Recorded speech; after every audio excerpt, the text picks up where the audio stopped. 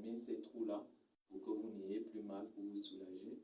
Et en fait, lorsqu'on arrache la dent, ça veut dire qu'on a fait tout ce qui était en notre pouvoir pour la conserver. On n'a pas pu. Donc, le fait d'arracher la dent, en fait, c'est même un échec. C'est un échec du patient et même du dentiste. Parce qu'en principe, on doit tout faire pour conserver la dent. Et c'est le rôle du dentiste de tout faire pour entretenir la santé de cette dent-là. Pourquoi vous dites qu'arracher la dent, c'est un échec pour le dentiste? Oui, c'est un échec pour le dentiste parce que... Et si c'est la seule option? Oui, ça peut être la seule option. C'est pour ça que si le malade vient tard, là, l'échec lui revient parce que c'est lui qui est arrivé tard. Mais s'il arrive à temps et que l'on dépiste déjà qu'il a des orifices sur les dents, le dentiste a le devoir d'entretenir cette dent-là pour qu'elle ne se perde pas. Vous êtes sans ignorer que lorsqu'un adulte a une dent qui manque, ça devient un problème assez sérieux. Et c'est ce que certaines personnes ne savent pas, c'est que la dent qui est au-dessus d'un trou aura tendance aussi à chuter. Et c'est comme ça que vos dents vont chuter les unes après les autres et que vous vous retrouverez sans dents carrément. Donc, pour ce faire, notre dentiste s'est proposé de prévenir déjà la carie dentaire en retirant gratuitement les plaques dentaires par un détartrage, ce qu'elle sait très bien faire et c'est pas douloureux.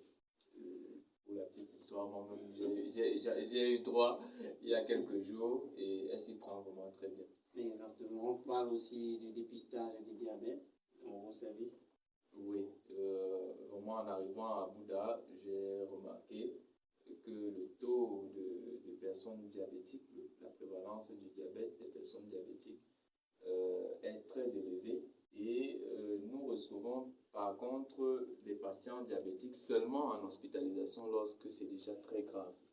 Ils arrivent dans le coma, ils arrivent avec un pied amputé, ils arrivent dans un état d'AVC, donc c'est toujours dans les complications. Donc pour éviter ça, nous avons proposé vraiment de prendre la glycémie de tout le monde et voir ceux qui sont dans le diabète ou qui sont même en pré-diabète et commencer rapidement la prise en charge parce que quand on contrôle la glycémie d'un diabétique, il peut vivre comme tout un chacun. Il suffit d'avoir vraiment une hygiène et une discipline de vie. Le diabète ne se lit pas sur le visage, le diabète ne va pas montrer de signes particuliers au début. Mais quand vous commencez à uriner beaucoup et à boire beaucoup d'eau, ça c'est déjà des complications de ce diabète-là. Ça veut dire qu'il a déjà évolué depuis longtemps. Il ne faudrait pas arriver à ce niveau-là. On doit faire un dépistage rapidement. Et juste à côté du diabète, il y a l'hypertension artérielle. Exactement. Voilà, qui non plus n'a pas de signe particulier. Vous pouvez avoir de l'insomnie, des maux de tête de temps en temps, mais il n'y a pas de grands signes. C'est généralement quand vous venez à l'hôpital de façon fortuite, on découvre que vous avez des chiffres très élevés. Ces chiffres très élevés là font souffrir et le cœur, et le cerveau et les reins. C'est des personnes et également les yeux, parce que un problème d'hypertension artérielle peut sévèrement atteindre les yeux et baisser la vue d'une personne.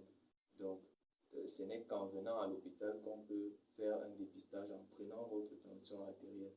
Et c'est mieux de connaître que l'on est malade que de l'ignorer et rester dans un mauvais comportement. Et encore juste à côté, il y a l'obésité.